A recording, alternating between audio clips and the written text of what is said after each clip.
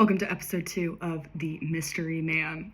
We have just finished chapter 1. We have introduced our mystery man, Dr. Leroy, who is from the lost city of Atlantis. He is dead at the age of 102, but it did not matter that he was 102. He died because he had a heart attack. We have introduced our protagonist, Sophie Mandarin, who is not only a detective, but also loves forensics, art, and map making. And has 9 siblings, one of which is David, her twin brother, who she really likes, but he has absolutely no personality other than following Sophie around. Okay, chapter 2 begins with Sophie's in bed. Oh yes, and Sophie has gotten a letter from Dr. Leroy. She doesn't know it's from Dr. Leroy yet because he's used an anagram to sign his name. So she's gotten a letter from Yel Rodra, who's asked her to please design a map of the Adirondack Mountains, but in the corner he has put the symbol of Atlantis, which is apparently a serpent, and on the back in giant letters he has written, beware. Beware of what? I do not know. I did not know, and I still don't. Okay. Chapter 2. Sophie's in bed. She is turning over the day's accomplishments in her mind. What accomplishments? There were no accomplishments. She heard, so David, she shares a room with David. And he's snoring. And she's glad, because he's the quietest person by far. Sure, he snored a bit, but okay. And here we have another little rundown of all the different people in the family and what they do. Oh, Tara sings in her sleep. Again, because Tara's personality is that she sings a lot. All her other sisters talked. Her brothers thrashed, kicked, and gnashed their teeth, snored loudly, and grunted. Damn. And Aggie just cried a lot. So Sophie can't sleep, so she turns on her light, takes the letter out again, looks at the message on the back. Beware. Beware what? Couldn't tell you. Was this just a self-memo to the person that sent her the letter? Why would they warn themselves to beware and then send the letter off? Or was there something slightly more sinister at work? Was this a warning for Sophie, or one for the world in general? And who was the mysterious Yel Rodra? Was it an anagram for something? Now we're getting there. I don't think I knew, other than the anagram, I don't know the answer. I didn't know the answer to any of those questions. Sophie put the letter away again and falls asleep. All right. Next morning. Okay, it's Saturday morning. Yes, a typical Saturday morning in the Mandarin household. Let's see what it's like. Thomas and Tara were screaming for help tying their shoes. Alexis, Natalie, Julia, and their friends were already awake and giggling. Adam and Mike are fighting over Fruit Loops, and Aggie was crying. What a shock. This baby cries a lot. Yes, it was a typical Saturday morning in the Mandarin household. Tara and Thomas would be home in half an hour from swimming, and then the room cleaning would begin. God, it's an event. The room cleaning. Each child would have to make their small part of the house completely tidy. Oh God, I remember this. Then they would be given a toonie. Remember, I am Canadian, so. And it is told me, my word has told me that toonie is spelt wrong. No, it's not, Microsoft Word. Toonie is a valid thing. For their allowance. Be allowed to spend it wherever they wanted. That is generally how allowance works. Sophie was currently saving her Sophie is saving her toonies to buy a high-quality microscope. That's gonna take you a while, Soph. She heaved herself up out of bed, slumped towards her dresser. Sophie is not a Saturday morning person, apparently. Oh, no, but she loves Saturday mornings, it says a minute later. So she's slumping around, but she loves her Saturday mornings. David is sitting up in bed, rubbing his eyes. Sophie pulls on a pair of jeans and a yellow tee. Cool. With a blue sweatshirt over top and some Converse shoes. Sophie goes downstairs, gets a blue bowl from the dishwasher, and has some granola for breakfast. Goes outside. She's going to go for a jog around the block and do some yoga. Everyone in the family took swimming lessons. That's the next sentence, completely unrelated. It was required. It was a family requirement. You don't take your swimming lessons, you're out. Tara's and Thomas's were the first thing in the morning, followed by Adam and Mike's, and then the other girls are after lunch, and Sophie and David's after that. Again, these are all things that I really needed to specify. So Sophie stretches on the front lawn, puts in her iPod earbuds, and then Tara comes out to be a little shit. Tara asks, why do you always go running? Sophie says, I have to keep in shape. I want to be a detective. So, Tara asks in all caps, you do lots of logic puzzles on Saturdays too. Tara's a nosy little bitch. Sophie says, I have to keep my brain sharp. Tara says, you only eat healthy foods. She's saying all these things like these are bad things. Sophie says, I need to be strong. Tara says, you do all your homework. Tara is just being awful. Tara's like, you're the worst, Tara. I need to be driven, says Sophie. You need to do your homework too. You do too, Tara. Don't pretend you don't have homework. You were yelling about it oh no, that was Thomas. Never mind. There's too many children to keep track. Saturdays are my training day, says Sophie. How long is this going to go on? Fair enough. You do too much stuff on Saturday, Tara finished. And you know what? I can't really fault her for that one. Sophie warms up, goes for a jog, and thinks about the mystery the whole time. Oh, she opts out of yoga when she gets home, so she's not that driven, is she? Goes down to the lab and grabs the letter. She brought her computer down to the lab last night. Just in case you were wondering, her computer is now down in the lab. She opens up a website. Mystery sounded simple enough. Again, this is really not a mystery, but Sophie had to be prepared. Maybe if she could figure out enough about the guy, she could find out what she was going to save. Okay, so she wants to know what she's going to save. At the very least, she had to locate Atlantis. Yes, that is something that you do need to do. Good luck with that. She will be successful, obviously. She's our hero. Good old Sophie. Hopefully she had the equipment to do it. Yeah, she doesn't have her high-tech microscope yet, but if she saves enough of her toonies, maybe she can get the equipment needed to go to Atlantis. She will, again, because this is where my brain is at. She glanced back at the letter and marveled over the word beware, because I was still really, really pleased with myself that I had come up with this dramatic chapter ending of beware, so I just keep bringing it up.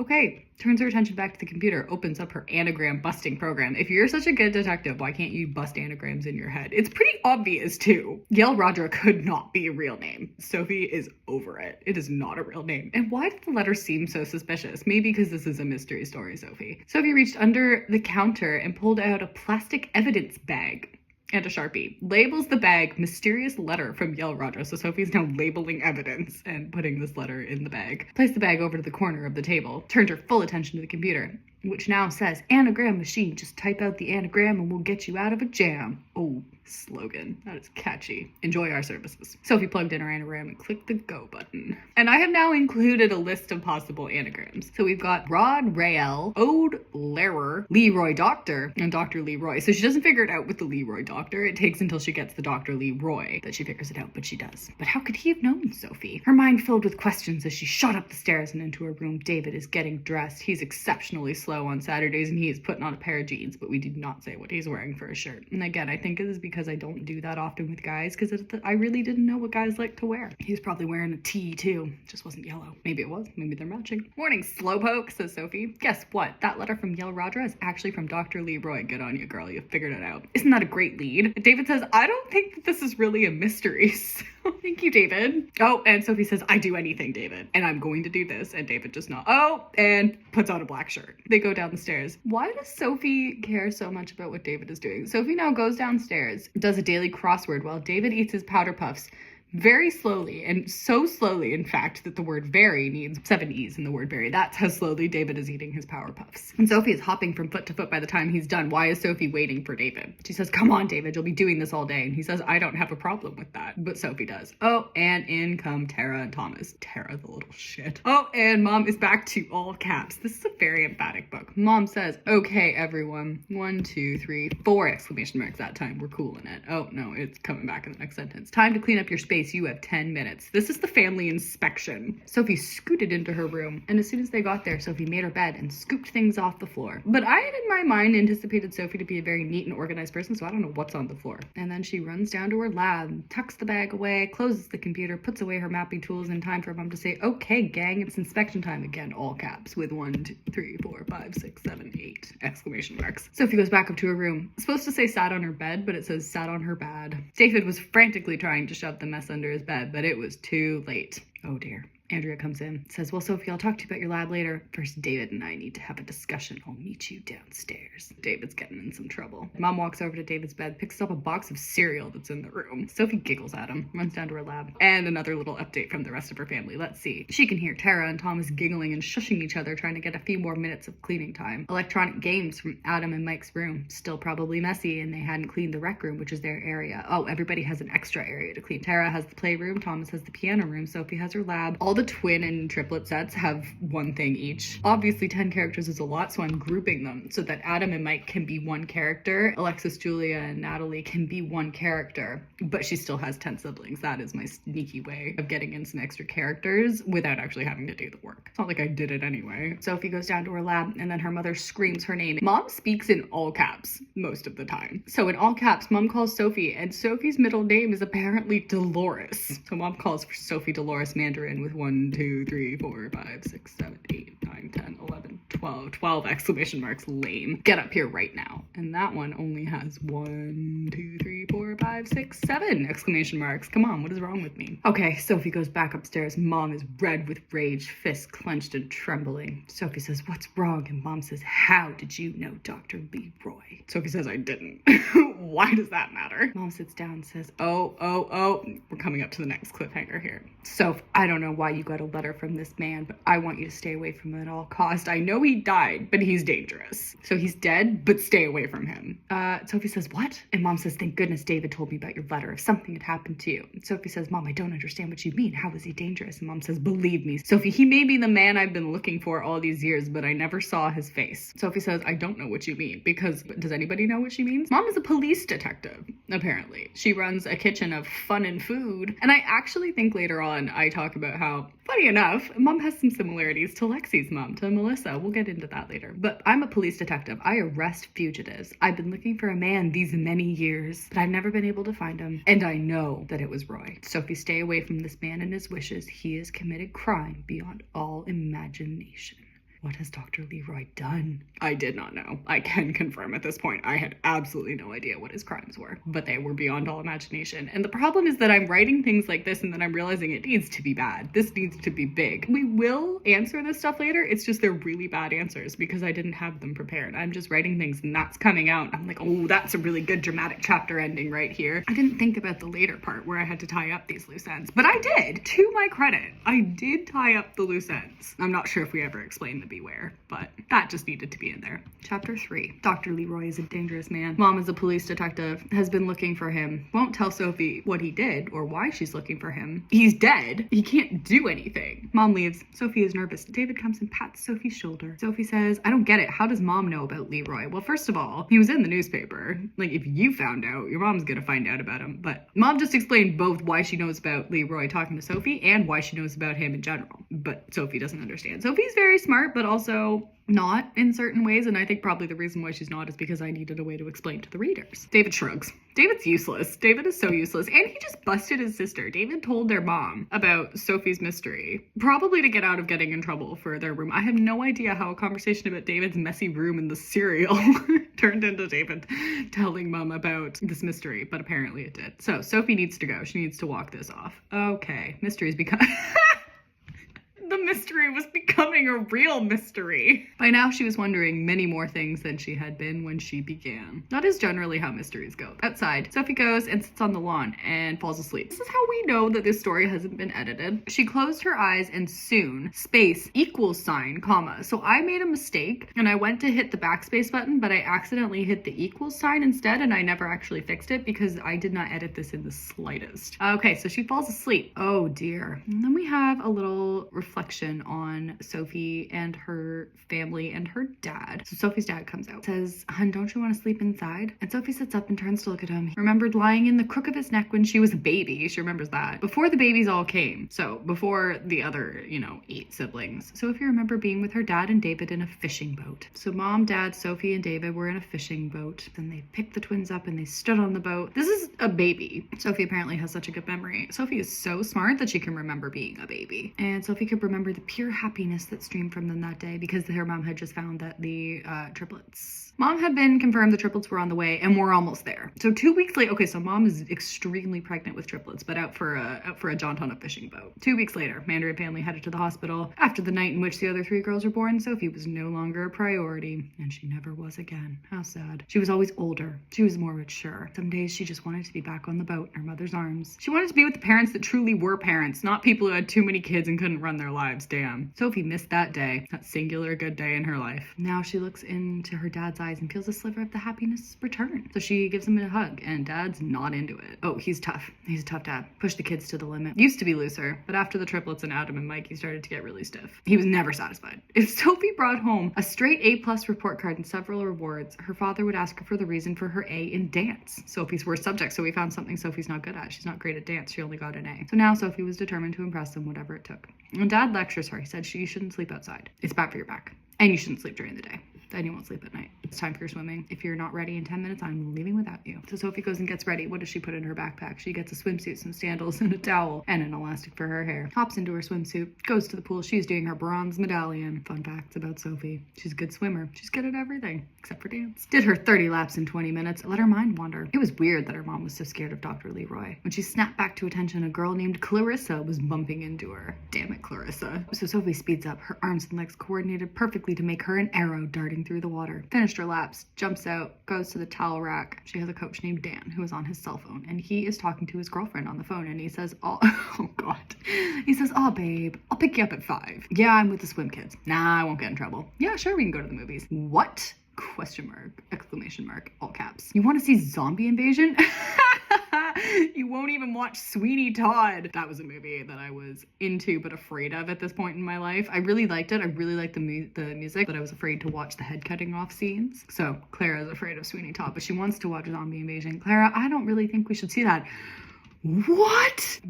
Here we go again. All right, 1, 2, 3, 4, 5, 6, 7 exclamation marks. Then we have a quote mark because I got so hyped typing this that I accidentally threw in a quote mark here. And then we have 1, 2, 3, 4, 5, 6, 7, 8, 9, 10, 11, 12, 13, 14, 15 question marks. The Mystery of Dr. Leroy. Okay, so now there's a movie about Dr. Leroy. No, honey. So this is now a boyfriend is telling his girlfriend, no, you're not going to see this movie. It's really scary. And it's very true, but very revealing about his life. It would actually be really helpful for Sophie to go see this movie probably. Well, I'll pick you up at 5 and then we can go. If you need to, you can bring it along. That's just a sentence. I don't know what it is. Probably like a blanket for comfort, because apparently this movie about Dr. Leroy is terrifying. Because remember, he's committed crimes. Okay, bye. Love you too. Okay, yeah, bye, Clara. That is a phone call in there. Okay, Dan hangs up the phone. Everybody is staring at him. Everyone in the swim center, because he's just yelled, what, with, 16 question marks. Girlfriend, he says to the children. She wants to see this creepy, informative movie about Dr. Leroy. Wow, we're setting that right up. Dangling the carrots. Sophie, there's an informative movie. Weird, huh? Yeah, I know, right? Trying so hard to be subtle. Dan tells them, if you're done with your laps, just go hold your breath underwater. This is now another weird thing. So Sophie goes... Sophie is very talented at static apnea, breath holding underwater, because again, Sophie is talented. Why? Sophie's thinking about training in static apnea, because usually she can stay underwater for a minute or 2. One time she stayed down for 3 minutes. So she just goes underwater for 2 minutes. So 2 minutes later, she goes above the water again, and she hears Dan screaming. Dan is back on the phone, and he goes, oh my gosh, all one word. Clara, his girlfriend, has called back. Are you okay? With 2 question marks and 2 exclamation marks. It was Dan. I needed to make sure I elaborated that was Dan screaming that. Nobody else. Who else is going to be calling Clara? Who is this Clara? Clutching his cell phone, Sophie hears screaming on the other end of the phone. It has been 2 minutes. Dan says, I told you not to watch it. And you went online and found it to watch. Why would you do that? Clara has gone online and found this movie and watched it. And in 2 minutes, Clara is inconsolable. I like that he says, I told you not to watch it. And you went online and found it to watch. He's explaining because obviously we needed an explanation as to why Clara is screaming. But I like that he's explaining to her what she's done wrong. Oh, I was trying to help you. If you can't listen to me for your own good, then this relationship is over. You know what, Clara? You can do better than him. And Dan throws his cell phone into the water. Breakups make people do crazy things. Okay, so Dan throws his cell phone into the water. Sophie could do nothing but stare as the little scrap of metal hit the water beside her. So she picks it up, opens the lid, watches the phone. Why did I write about all of this? Phone beeps faintly and the screen, which was still lit up at the menu, faded to black. The phone had broken. Very dramatic, the poor phone. The phone didn't do anything wrong. Dan flopped down on the deck. Oh, I'm assuming that meant he sat down. I'm picturing Dan has just spread eagled on the deck. Flash, and then he starts muttering to himself, she should not have watched that movie. I told her it was scary. I knew she would be disturbed. And then he just walks into the change rooms. He is supposed to be supervising 14-year-olds, and he's just left them all in the pool to hold their breath. He said, go underwater, hold your breath, and he's leaving all these 14-year-olds to pass out and drown. And broken his phone. This guy's a mess. Wow. Sophie's deep in thought. Again, Sophie's deep in thought quite a bit. Disturbed? What was that all about? Realizes if there was a movie about this guy, there might be some more to him than a harmless man. Your mom already told you that. She told you he's a ruthless criminal. Sophie pulls a towel around her shoulders. It was time to leave. Good thing. This has been enough drama for one swim lesson. In the next room. Oh my god. Okay. This line. It says, Sophie was dried off completely. And the reason why I have included the word completely is because when I was this age, I had this sensory issue with being wet. So if I went swimming or took a shower, I did not want to get dressed again if I was even the slightest bit damp still. So I just needed to make sure that we elaborated. Sophie had dried off completely before she's putting her jeans back on. Oh, and she can hear 2 girls gossiping in the stall next to her. Jeannie and Susie were the most popular girls in swim lessons. Sophie didn't even think it was possible for people to be popular in swimming lessons, but somehow it managed to happen. I can't believe Clara watched that movie, says Jeannie. Okay, you are 14. seen? Why have you watched this movie? Oh my god, I am setting this up as Dr. Leroy is the worst man in existence. This movie is so terrifying because he's so awful. Susie says, why not? She's not that much of a scaredy cat. I've spelled scaredy wrong. Although, how do we even spell that? Yeah, no, I spelled it scaredy cat. She's not that much of a scaredy cat, says Susie. Jeannie says, but that movie would scare even the bravest people in the world. Some people say that if Dr. Leroy himself watched that movie, he would be scared by what he saw. Why? What's so scary about that movie? And there's a reason why I'm not answering these questions properly. It's because I didn't have the answer yet. What's so scary about that movie, says Susie, and Jeannie says, it's true, Suze. And some of the things he's done are not pleasant. He's not what you would call innocent. Sophie pulls on her t-shirt. Wonder what's so scary about the movie. I have to see it, she mutters to herself. Sophie goes home. Okay, yeah, here's the little line in here. Goes home, finds her mom. Mom is drinking tea and looking at photos. Doesn't say photos of what, but looking at photos. And then it just says, being a police detective was a hard and sad job. Andrea had to be funny at home in order to keep her life from falling apart and being lost. So we are a little bit like Lexi's mom in this. Very vulnerable, very sad, hides it behind a very chipper mask, but Andrea's is because she's a police detective. Sophie goes home, walks in. Mom immediately says, no, you can't. And Sophie says, can't what? Mom says, David already told. What is it with David busting Sophie at every turn? David is the worst. He's going on about how, he's the best brother, all this stuff, and he is narking her out at every turn. Oh, Mom, guess what? David's a little tattletale. Tara's a little shit, and none of the other siblings have any development. David already told me, you may not see that movie. Sophie says, Mom, it might be critical for my mystery. Mom says, no, Sophie. And then in all caps, Sophie says, why not? It was rare that Sophie would fly off the handle, but when there was no other alternative, she enjoyed it almost as much as the other members of her family. Oh, Andrea looks up. Her eyes sagged slightly and her face is tired. She must have been working hard to find someone. I guess she's working on a case. She looks slightly sad, as she always did when she worked. So she hates her job. Andrea always told her children to do what you like and like what you do. Classic. She didn't want any of them ending up like her. I don't want to talk right now, Sophie, says Mom. Sophie says, I need you to say yes. Mom says, not now. Please, this is important. So is this. You are not seeing that movie. Oh my God.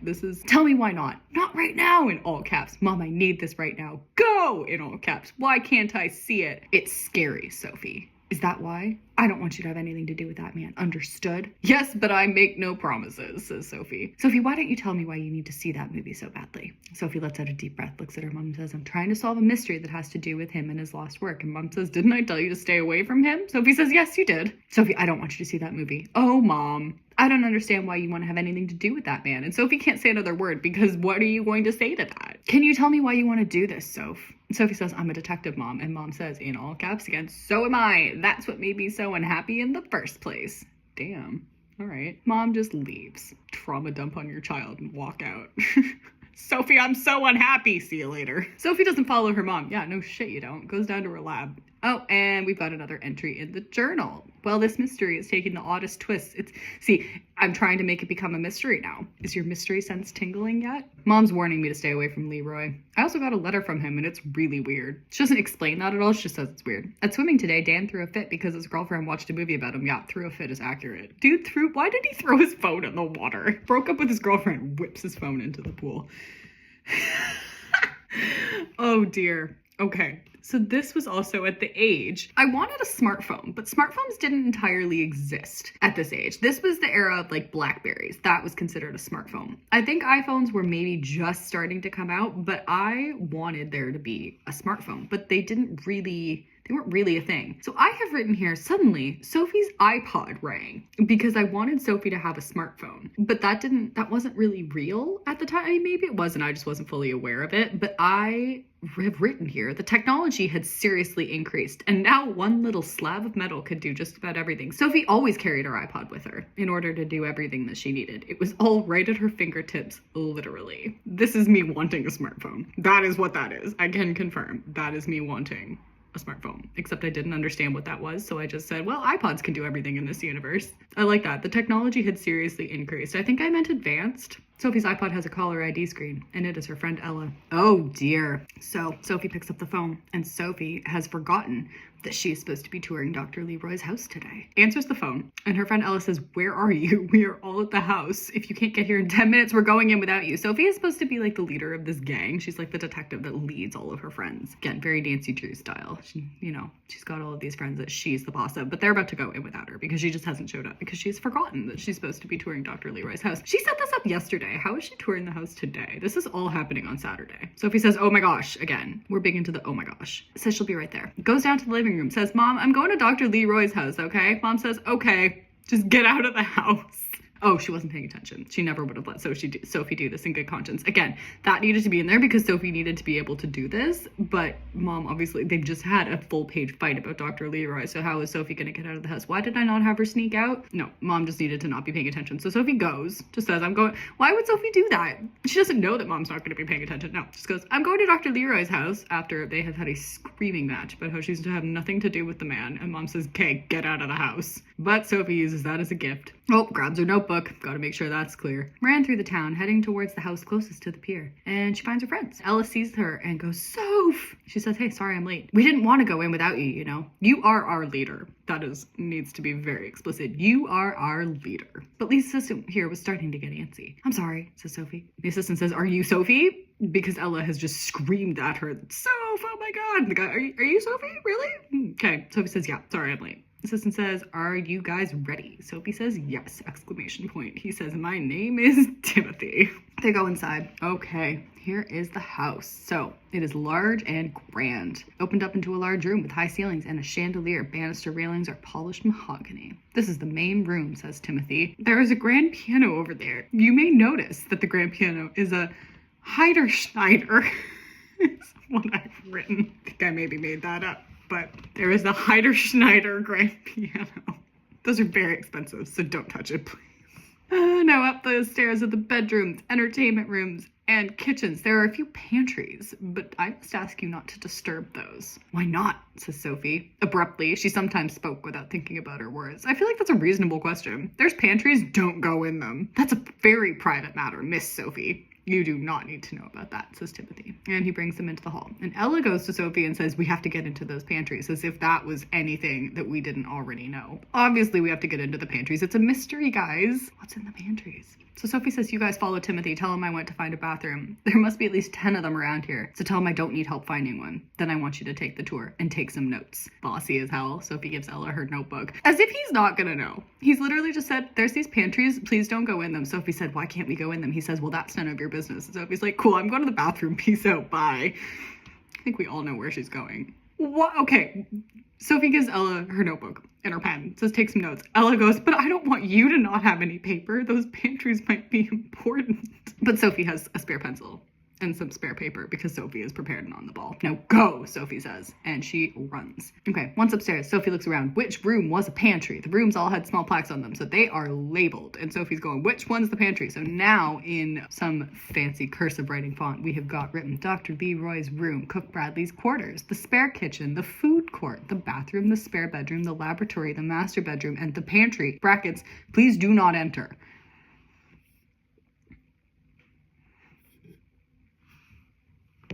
Of course we're gonna enter. Sophie paused at the last door. The pantry. Looking around, Sophie dropped to her knees. Why is she on her knees? Reached up to open the door. So she's on her knees in the hallway, reaching for the doorknob. Luckily, no one's in the upstairs hallway. That is quite fortunate. Lots of good, lucky coincidences here for Sophie. She reached for the doorknob and caught it because the doorknob is running away. She twisted the knob to open the door that might just send this mystery over the edge, ... And can we guess what the final line impact statement is for this chapter? Obviously, it was locked. Okay. That's the end of chapter 3. That is the end of episode 2. We will be back later for a little more of the Mystery Man.